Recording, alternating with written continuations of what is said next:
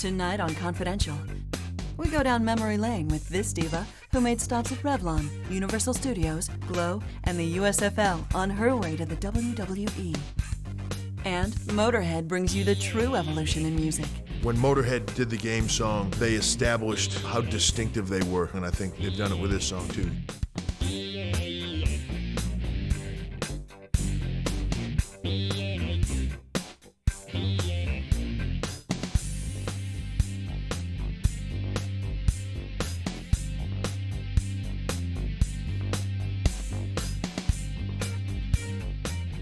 Hi everyone, I'm Gene Okerlund, and this is WWE Confidential. The WWE has taken a number of foreign tours lately, and later tonight, we'll show you how Kurt Angle found an interesting way to relax after his long flight to Tokyo, Japan. Also tonight, any song worth remembering usually hooks you in the first couple of notes. Take, for instance, Motorhead's theme for Triple H, It's Time to Play the Game. Motorhead did such a good job on that song that Evolution went back to Lemmy and his boys for their new theme song. But first up tonight, every celebrity success story usually starts with small beginnings. John Cougar Mellencamp was born in a small town. Even the incomparable J-Lo was once just Jenny from the block. The same goes for the superstars and divas here in World Wrestling Entertainment. Ivory has been one of the preeminent divas here in the WWE for the better part of 5 years. Her spunky attitude and adeptness in the ring has guided her to 3 stints as women's champion. And wouldn't you know it, Ivory got her start in a small town as well.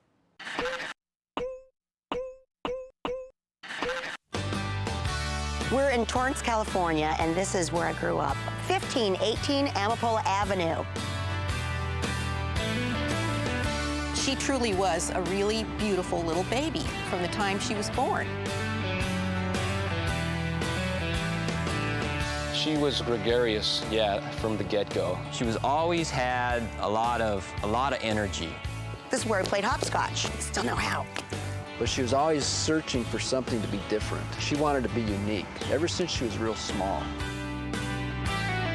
We always had lots of action in our house, with school, with friends, with playing, and chores, and just getting along in this tight environment. It was always kind of loud and fun. I liked it. You know what I really enjoyed doing was playing. I was into the playground. I would be one of the sweatiest little things that came back from recess. I was like a tomboy since I was, 5 years old. Looks like we got new monkey bars. I used to be fabulous on the monkey bars. Fabulous. My best class at Torrance Elementary was recess. I was always athletic in, elementary school. I've always been running around like crazy. That's another reason why I loved having my brothers around, because they always exposed me to sports.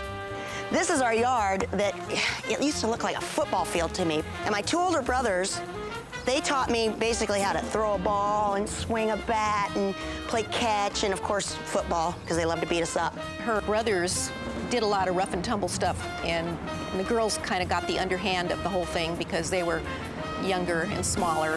When we were kids, we fought like cats and dogs. My brother and I, being the oldest, routinely pick on our sisters and make them do things for us, get us things, and punch them for no reason, and all that kind of fun stuff. Either they would just pounce on you and attack you and give you pink belly. You know what that is. They slap the hell out of your tummy till you're whining and crying. Every time we walked by, they'd be like slugging us in the arm or giving us the Charlie horse, or, if we were outside, they'd be throwing something at us. They would do a thing to show off to their friends where they count to 10. They would give you an order like, go get me a glass of milk. Lisa, go get me a glass of milk. 1, 2, 3, 4. And if you didn't have them a cold glass of milk in their hand by 10, you got a good mugging. So it was basically like being a little girl slave to my brothers. But of course, it always ended up in the girls crying and yelling for Mom! Because after you laugh, you cry, because they tortured us. I know that my brothers used to be into wrestling, and they would watch it, on TV all the time. So they would set up, this play act wrestling in the living room, where they'd be wearing their little underwear, and and then they'd always make us play with them, because we had to do tag team. We made a ring, put some pillows around it, and what we do is we dress up in DVD underwear. The brothers would get down on their knees and we'd tangle and wrestle, and they'd tie us up, make us cry and scream until Mom would come and break it up. And I remember Lisa was especially into that. I mean, she just loved piling on and, you know, coming at us. And we were bigger and all that, but she'd just jump on our backs and have a great time. My parents got divorced when I was 10, but I don't really remember them fighting. It wasn't really... I remember the only way that the divorce affected me negatively was I remember being a little embarrassed about it. My life really changed when I became a high school student because of boys. When the guys would come over for a date, it was just a crack up because they would knock on the door. You would just hear, like, you know, this trampling of feet because everybody would run through the house and plant themselves on this couch that was facing the front door. Elise would go open the door and she'd open it up, and the brothers and whatever friends were over or whoever would just be sitting there staring at them, you know, giving them the look, you know, trying to intimidate them. And so, of course, you know, Lisa would just try to get the guy out of there as fast as she could. We were a pretty tough family. We were discriminating with anybody that anyone brought home. I just remember a lot of guys sitting there really sweating it out, you know. Here we go, it's Moritz High School. Our school actually has been used for shows like Buffy the Vampire and also the 90210 gang, Beverly Hills 90210. The challenging thing going to Torrance High School is making it to class. She wanted to develop herself just like her brothers and sisters, but she's always looking for something special, a little different to excel in. And one thing that her brothers and sisters did not get into was cheerleading, so she became a cheerleader in high school. This is where we took our cheerleader picture. We have all the little dolled up girls like this, you know?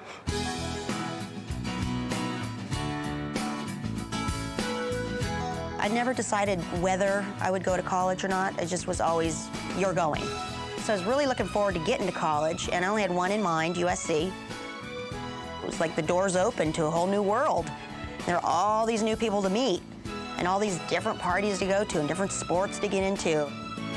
She was smart, she got good grades, but she was always a little rebellious. She would stay out really late. My mom was pretty liberal with that, and because the rest of us would take it to a limit and we'd stop, but she would just kind of taking it to the point of staying out all night. She said, you can't come home at 4 in the morning, you know, because I basically don't get sleep. So she kicked me out of the house. We needed a certain kind of a peace around the house because we were all going to school and working and so on and so forth, and I couldn't be worrying about when she was coming home at night. So if she was old enough to be behaving like that, then she really needed to be doing it someplace where I didn't have to know about it. So I wouldn't call that exactly kicking her out.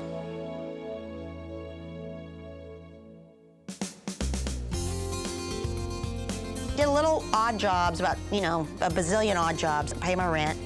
One of my girlfriends was an actress, and she got an audition to go to this all-girls wrestling show audition. So she invited me to go with her, and I'll never forget getting that message on my answering machine. Called her back and said, what are you talking about, a wrestling show? I don't know how to wrestle. I don't want to wrestle. I don't want a bunch of big, old, huge girls beating me up. She said, oh, come on, man, they'll pay us to show up. And I said, okay, I'm in. So we went to this audition. It was really creepy because it was in a really bad part of LA. But we, you know, got slammed around, and Mondo Guerrero was my teacher. He's the guy that turned me on to wrestling. He was so passionate about it that it made me really like it and want to keep coming back. They brought us out to Vegas. We shot a pilot. It was crazy, but it was really fun as a just out of college, don't want to get a real job kind of person. I did the first 2 seasons, which took about 9 months of taping. And then I got really tired of being on TV and not being able to pay my rent, basically. So I decided to kind of give it up until there was a better opportunity. So that, you know, kind of brought me into a whole different chapter of my life. Finally hitched a job on 2 of the shows at Universal Studios in Hollywood, and I was doing the stunt shows there. While I was doing the Universal Studios stunt shows, and I had like 10 other jobs layered on top of that, I got a phone call. Just a friend of a friend of a friend of a friend referred me to the World Wrestling Federation because they needed a girl that could look good in a dress but knew how to work. And so I got the job to go to Phoenix and be on the show. This kitty has claws! We may see a cat fight! Whoa! Jack under the forearm! So that's the beginning of Ivory.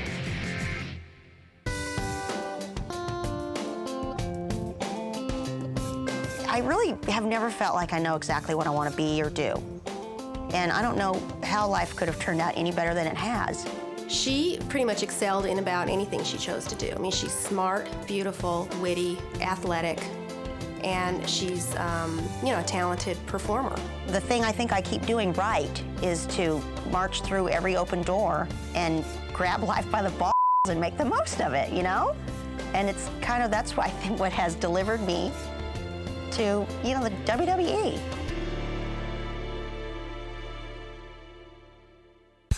Still to come, Kurt gets the gold treatment from the land of the rising sun. We have hot tubs in the United States, and some people like to, have sexual relations in the hot tub, which I don't agree with, But up next, the Legend Killer shows gratitude to the legendary Motorhead. For our entrance music to be made by Motorhead, we're blessed with. I'm glad that Hunter's boys with Lemmy. Lemmy's cool.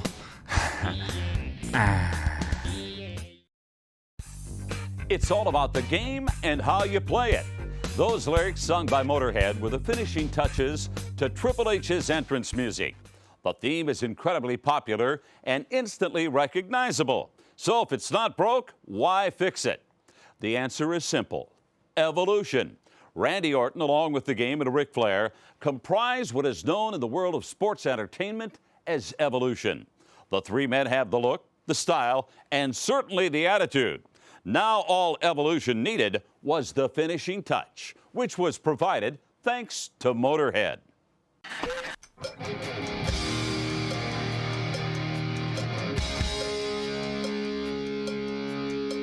When it came time to do the evolution music and we wanted something bold and distinctive, it was immediately brought to my attention, let's get Motorhead to do it. It's written by Jim Johnston, who writes a lot of the stuff for the WWE. He sent us over his rough demo tape and the lyrics. It should turn out really good. I'm thrilled they're playing entrance music, and I can see it in the eyes of each and every person in that audience every night. They're on fire because Motorhead is doing our entrance music. I'm glad that we're involved in or can be able to put some Motorhead color to the WWE. I thought we did okay with the game. It seemed to fit Triple H pretty good. I wanted to have distinct music that set a standard that nobody else had, and that from the second you heard that first note, you knew it was me. It's all about the game, and how you play it, all about control. It's a powerful song. He walks out there and he likes it. That's the most important thing. They created such an image with that music for me, and it's so distinctive. And like I said, to this day, I still believe I have the best entrance music in the business. We are Motorhead. We're gonna kick your ass. We played live when he came on the stage at the Houston Astrodome. Everywhere you looked, more people. Amazing thing. It was a huge moment for me to have a band that I listened to my entire life playing me to the ring in one of the biggest matches of my career on the biggest event in our industry. They did Triple H's theme song, and I always loved that. So to have them do the Evolution's music is it's wonderful. It's got that authentic touch that only Motorhead can give. It's time to play the game. We did it our usual process. We got the drums down first, so the drums were perfect, and then we put the rhythm guitars on. And that's just on the B string, basically. Let's see when Lamb puts his stuff on, if it's gonna be like, give us the effect. Lemmy's in there now. I think he's just finished pumping out his bass, and he's doing his vocals tonight. He just sent us a song, and we just listened to it a couple of times and played it. It's as simple as that. Because we're pretty quick, We don't fool around. Tomorrow got no place to be. I think as opposed to the game song, the Evolution music is a much more laid back, there's a swagger to the song. It's more what we are, which is three guys that are a bit more laid back and are out making all the money, getting all the chicks. I mean, that's what it's all about, right? So it's great to be able to go to the ring and have that play. And Evolution, as you know, is composed of what we consider three of the greatest components ever in the history of the sport. The greatest, the reigning greatest, and the future greatest. We're all side by side. For our entrance music to be made by Motorhead, we're blessed with. I'm glad that Hunter's boys with Lemmy. Lemmy's cool. They're the band that's never changed. They've been around since the 70s, and they've never compromised their style. They've never gone with trends, and I think that's kind of what Evolution is about to me. It's a lot of fun working with the WWE, and we hope that our music does the wrestlers justice.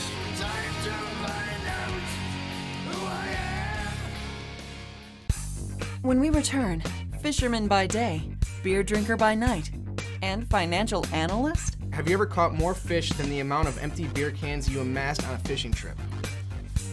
Did you write that yourself? And now, WrestleMania Recall, sponsored by Stacker YJ Stinger, the official extreme energy drink of WrestleMania 20. Ladies and gentlemen, with the WrestleMania wrap, it's Run DMC!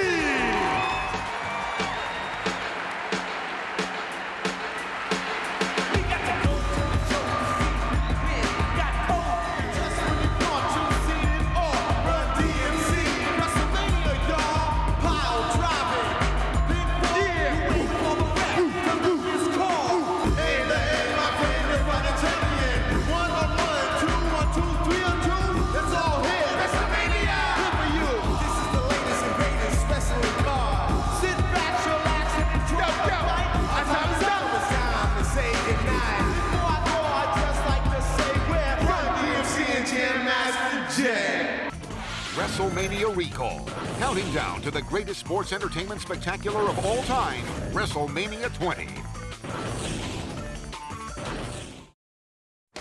And now, the WWE Rewind is brought to you by Snickers Cruncher.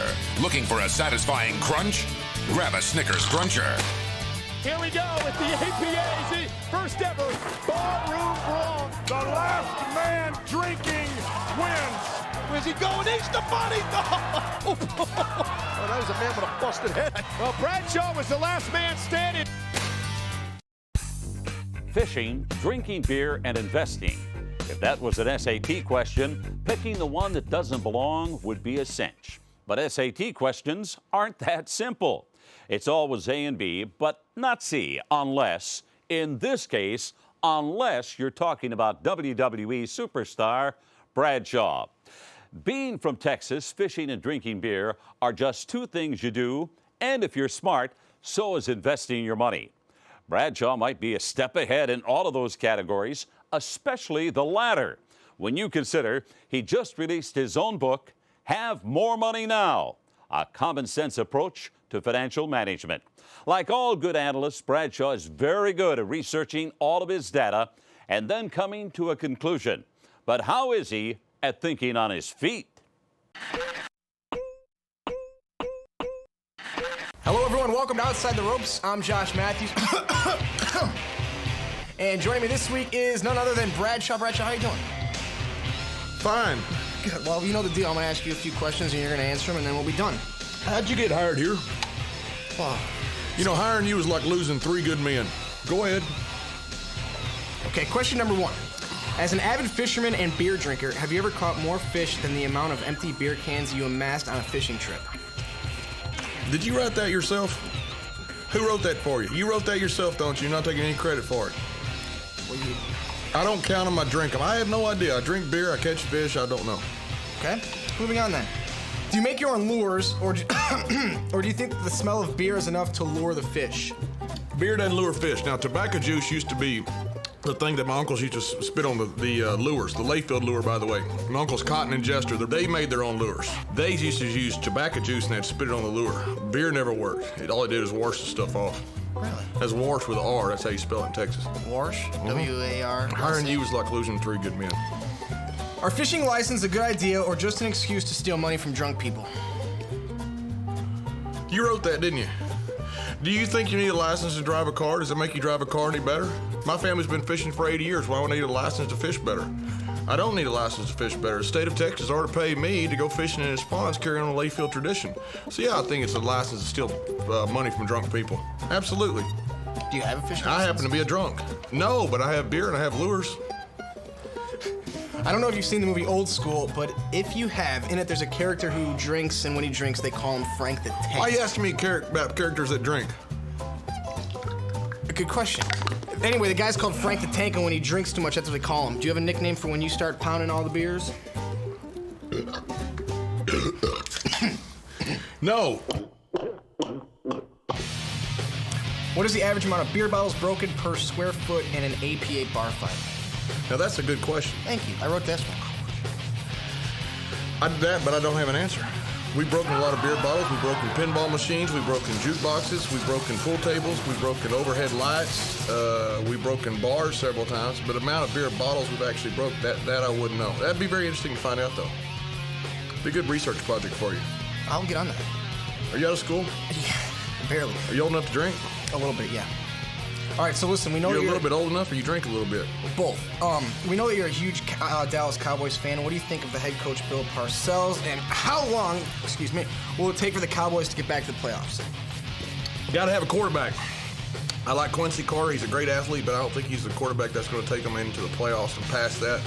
But I think if anybody can get it done, Bill Parcells. I think he's a tremendous coach. He fits right into Texas. He's an old-school, hard-nosed type smash-mouth football. People that come around and knock your bicuspids right out of your head. I like football like that, where people just pound you. I like it. I like it. They rock your molars, knock your teeth out. I like football like that. They call it smash mouth. But I don't know how long it's going to take him to get back to the playoffs, though. But losing Emmitt Smith hurt. Even though he's a little past his prime, he's still a great running back. They need a quarterback. Got to have a great quarterback. Got to make it in the NFL. Baltimore Ravens was an anomaly. They had Ray Lewis. Yeah, their defense is awesome. Yeah. What was the first thing Farouk said when he saw the blonde short hair? Farouk's a man of few words. It was something like, damn. I recently considered... That wasn't that funny, Josh. You knew that was coming. It was good. Well, listen, I recently considered buying your book, but then I decided if I bought your book, I wouldn't have more money now. I'd have less. Was I being, short-sighted? Short-sighted? What are you, Taz? No, you got to invest a little to get back in for your future. I mean, you got to put a little money in to get something back. You understand what I'm saying? I mean, you can't get drunk by not drinking beer. You got to invest something in your future. So you got to buy a little bit. It's like investing in stock. You buy a little bit, you get a good return. You buy a book that tells you how to do it, you get a good return, tells you what to do with your money. So you were being a little bit Taz-sided. So I should get your book? Absolutely. In fact, if I were you, I'd go buy 100 of them, and I'll give you a hell of a deal. I'll sell them to you for full price, plus a little bit of shipping, handling, stuff like that. A little bit more autographed. Most financial planners will agree that the thing most people should do is consolidate their debt. Now, correct me if I'm wrong, but doesn't that make your debt bigger? Wrong. Okay. During an interview on CNBC, you said that your book was the best read since the Bible. Which person from the Bible are you most like? That'd be Peter. Tempestuous Peter. He had a hot temper. He also liked to fish a lot, too. Got in a lot of trouble, but he had a good heart. See, that's kind of me. Just kind of a little bit hot-headed. He also probably drank a lot, too. Loved to fish. Also King Og from the Old Testament. You know who King Og is? Why'd you ask me a biblical question if you don't know the answer to the question? I just read the question. And if 2 and 2 equals 4, even if they're separate or different. So if you consolidate your debt, it doesn't make it any bigger. It just makes it in one lump pile. Oh. We'll have to talk about this later, I guess. I'm busy later, but thank you. Okay, maybe. Appreciate that. Okay, great. Well, anyway, Bradshaw, thank you. This has been Outside the Ropes. I'm Josh Matthews. He's Bradshaw. We'll see you next week. When we return, John Cena breaks out a throwback that's sure to be a crowd pleaser. 1991 NYC set the summer on fire. And what could be hotter than the jailhouse match? 1991, NYC set the summer on fire. Madison Square Garden, home to the hottest pay-per-view, SummerSlam. And what could be hotter in SummerSlam than the jailhouse match? This was a crazy feud. The Big Boss Man swinging that nightstick like a crazy dog versus the Mountie, the Great White North with the electric shock stick. The match was crazy. The loser of the match was guaranteed to be taken away by NYPD and spend the night in the big house. You gotta check this out. The true comedy starts after the match is over. Sends him in for the ride. Oh, he nailed him with that. No. He's got him. No. 1, 2, 3. No. Yes. What is it? 2 count only. Shows you the fight that's still left in the Mountie. Tonight, just look at the close counts we have. Have you ever seen such splendid competition, such drive in athletes? Trip from the backside by the Mounties. Still have enough collective thoughts left to do that. The Mountie. He's law and order. He's been telling you. We all know he's smarter than the Boss Man. Ah, baloney. And now he's showing you that he's tougher than the Boss Man. Both of these guys are ripe for the pickings right now. Both these guys are tough. I've been watching them. Both these guys. Oh, right. What's this? Oh! He knocked the wind right out of him. It's over. Look at Jimmy Hart running. Of the jailhouse match.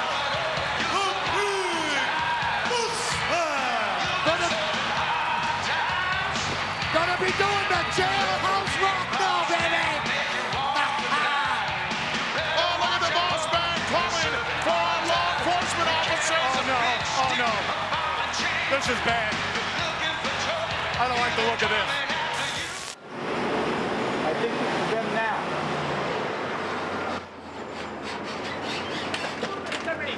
You can't do this to me!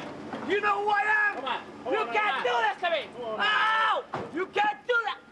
Oh! You stop, you stupid! You know who I am? I'm the Mountie! Oh! Well, stop it! We speak the same language! Let me show you! You have the right to remain silent!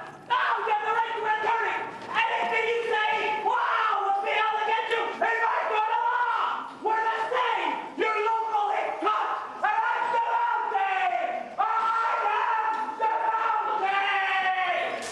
You guys think you're tough guys? Give me my shot stick! Why don't you give it out? No! You're not taking my picture! No!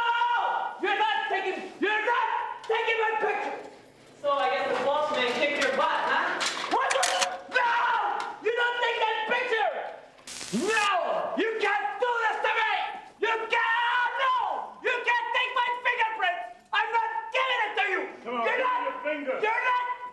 Come out! Do you Give me your finger. You want the finger? Here's the finger! Yeah! Ouch! Yeah! Don't do that! I'm the Mountie! You can't fingerprint me! Oh! Come back! I want my own cell! Get me out of here! Get me out! Get out of here! Get me out! I'm on a phone call! You wanna fight me, buddy? Get out of here! There's me, buddy! Hi. Oh my God! Don't you just love the way leather feels against your body? Let me out of here! Let me out of here! Up next, the Olympic hero chills out in the hot springs of the Far East. Oh, my Olympic genitalia. Oh.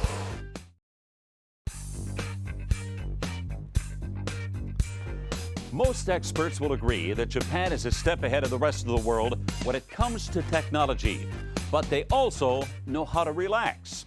Japanese people have studied the finer points of relaxation, utilizing massage therapy, special spas, and hot springs to achieve the ultimate level of relaxation.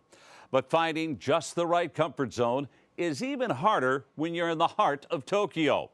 Just minutes away from the hustle and bustle of one of the world's largest cities, Kurt Angle still managed to get away and enjoy what the Japanese have made into an art form. Hey, this is your Olympic hero, and I'm at the Oedo Hot Springs Story. And what I'm going to be doing here today is basically sitting back, relaxing, letting people take care of me for once. I'm going to get changed into my samurai robe and get my body treatment done. You don't mind if I go alone, right? I guess I'm ready to do this. Oh, sword. Is that real? Wow, you could probably kill me with that. By the way, did you check out that samurai? How about the hairdo on that guy, huh? The experience has been very relaxing, very calming, both mentally and physically, and spiritually. Ow! Oh, my Olympic genitalia! Oh. You just kind of forget about everything that you're doing and just enjoy yourself. Hey, check out that guy! Although I went through some painful experiences today, all in all, it's the most relaxed I've been since before my surgery. Don't forget about me. That's right. Man, I wish the United States was more like this. We have hot tubs in the United States. You know, they're not like as cool as this. And some people like to, you know, have sexual relations in the hot tub, which I don't agree with, you know. I'm sure you understand what I'm saying. You know, these Japanese people are kind of weird. I think they're into torture, stuff like that. Ow! Ow! I hope, ow! I want to swear so bad right now. You son of a... Hey, it's not so bad the second... Yeah, it is. He said walk slowly would be better. You tell him to kiss my... We have this thing in the WWE where the guys, we all rib each other, which means we pick on each other. We play pranks and jokes. And I literally think that these guys are ribbing me right now. That's what they're doing. When I leave here, they're going to be laughing their asses off. Not any disrespect, but did anybody ever, you know, like an old guy walk through here and have a heart attack in the middle of this? No? Okay, because I almost did. Traditionally, what you do is you wash your body off from the sweat that was created by the hot water of the hot springs. So what I'm going to do now is wash my body off, get ready for my massage. Usually you sit down here and watching your mirror. Oh! Press the button. Kind of look at myself naked. I gotcha. I've done that before. I've watched myself in the mirror naked. Have you? It's kind of neat. Could get depressing at times, but all depends if you're having a good day or not, if you know what I mean. I'd do this every week if I could. Hey, you look like Ultimo Dragon. How are you doing? Yeah. You're not going to karate chop me, are you? Yeah, karate chop. Okay. Who's going to run me down? Your name? Kento. Kurt Angle, Olympic gold medalist. The Japanese people, whether it's confidence or it's just experience, they really know what they're doing. Talk about using the whole body, huh? Yeah. They know where the nerve endings are, and they know how to relax your body as quickly as possible. What he's doing right now, is freaking killing me. I had neck surgery about 3 months ago, and you know, I'm just kind of recuperating from that, and I'm not sure if you can even understand me. It's great, man. You know what? You could just sit here and talk, and they listen. They don't understand, but they listen. I pulled my hamstring at WrestleMania against Brock Lesnar. I mean, I feel like I'm like in a psychiatrist's office. I've had a lot of injuries this year. I had a neck injury, a knee injury, hamstring. I dislocated my shoulder, so it hasn't been a very good year for me. It's just a great feeling just to pour your heart out and feel good and just let it all go. Hey, this is wonderful. I couldn't be happier right now. Thank you. Thank you. Please take that mask off. You're killing me. I'm going to be wrestling the Ultimate Dragon. I'm going to beat the living crap out of him just because of you. You getting tired? Yeah? If you had to do Big Show once, you'd be in trouble, man. You'd be sore for a week. Massaging his ass alone would probably take 3 hours. I've got massages and everything. I think it's more of an ancient Japanese secret, the way they do things. You've only done my back, wait till you do my front. Up next, Tori's too hot for the camera in this revealing shoot. Rich is telling me that it's all about the cleavage. Can you believe that? Welcome back to Confidential. This portion of the program is brought to you by Lorillard Tobacco Company's Youth Smoking Prevention Program, reminding you tobacco is wacko if you're a teen. By Castrol GTX, the motor oil as advanced as your engine. And by Stacker 2's YJ Stinger. For that extreme boost of energy, you gotta feel the sting.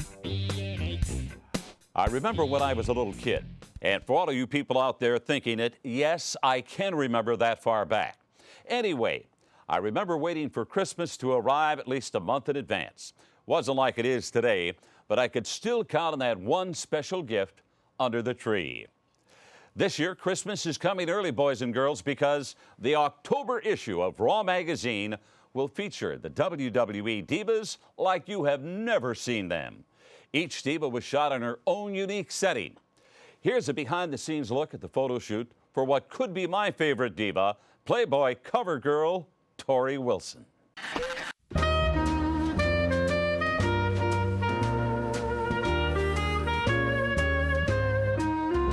I grew up in McCall, Idaho, which is a small resort ski town, and we had lots of snow for probably 9 months out of the year. I've always wanted to do a shoot in the snow, and so we made our own little winter wonderland here at Track. Want to come down and play in the snow with me? I got to wear lots of furry, cuddly, warm outfits.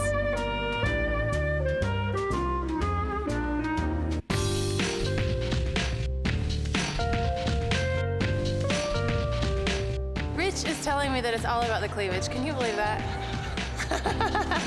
I definitely picked out my own wardrobe. Don't ask me how I came upon some of those things, but I found them. It keeps getting skimpier and skimpier, right? I love the boots. I always feel sexy in big furry boots. Of course, when I put those stiletto heels on with the bikini at the end, I always just feel sexy when I put stilettos on. I can't quite walk in them very good, but if I'm standing still, I feel really sexy and slender. I've always felt kind of odd trying to portray a sexy image. If I feel like I'm trying to be sexy, it just feels very awkward to me. Working with Playboy really helped me realize that you don't really have to try to be sexy, you know? It's all in your head. I took that a lot into this photo shoot today.